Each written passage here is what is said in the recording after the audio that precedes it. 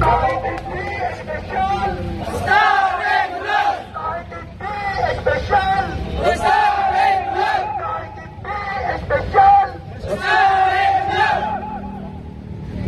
Tinatawagan naman natin ang Secretary General ng NKP, si Mr. Pix Pinlac. Uring manggagawa, Hukom mapagpalaya! hukom mapagpalaya. Uri manggagawa!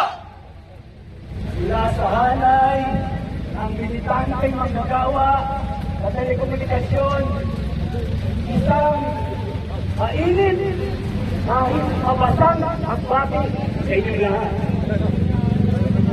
Hindi binibitawan ng NKP ang pagsagaka para sa pagpaparegular sa mga kontraktwal na manggagawa.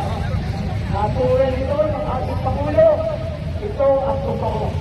Sa halos lahat ang CBA na dumaan, mula nang sinimulan natin nilingin sa PLDT na gawing regular lahat ng mga kontraktwal na manggagawa sa PLDT.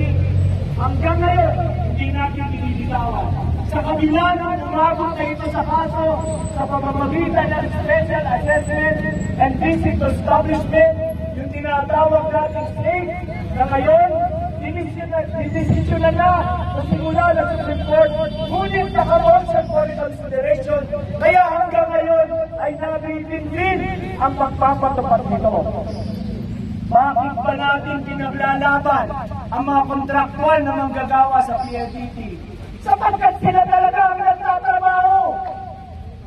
Sila talaga ang nagpapasok ng kita. Malaki ang naitutulong ng mga rank and file. Pero siguro, mas malaki ang naiaambag ng mga kontraktwal na manggagawa sapagkat sila ang nakasalang sa panganib.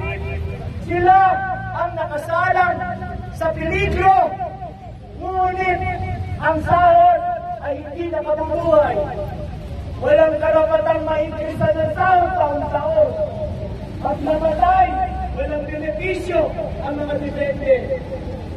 Alam niyo, ang PLDT employee, pag namatay, kahit hindi dahil sa pagtatrabaho, halimbawa, nagkakain ng maraming kolesterol, namatay, 1.2 million yun para sa kanyang pamilya.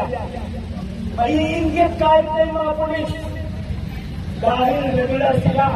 At yan ay dahil na ipaglaban yan ng MKP.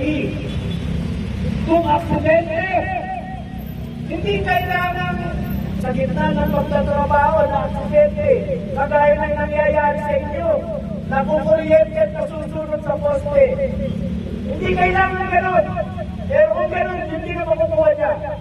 Halimbawa, yung taga-PLDT, tatanga-tanga, tumawid sa kalye, nasa gasaan, patay! 2.4 million yun para sa kanyang pamilya.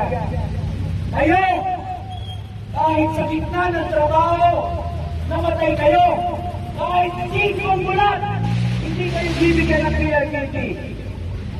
Bakit? Hindi raw kayo manggagawa ng PLDT. Manggagawa daw kayo ng mga kontrakto. Kami, higit kanino pa man ang nasasaktan dito.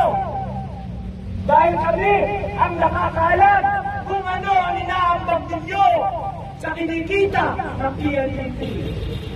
Kaya ang MKP hindi niya nagawang manahimik. Noong pa man, ipinaglalaban niya lagi na maging regular ang mga kontraktual na manggagawa sa PLDT. Sa wakas, nakakuha tayo ng desisyon mula sa Supreme Court. Hindi lubos ang panalo, pero may panalo, lalo na sa inyong mga nakasala sa mga peligrosong trabaho sa PLDT. Ay yung mga gumagawa ng installation, repair, and cable maintenance. Sabi ng Supreme Court, hindi pwedeng ipakontrata sa PLDT ang ganitong trabaho. At kayong nagtatrabaho sa ganitong trabaho ay dapat lahat regular. Itong si PLDT naman, hindi niya talaga sasayangin ang kaliliitan niyang karapatan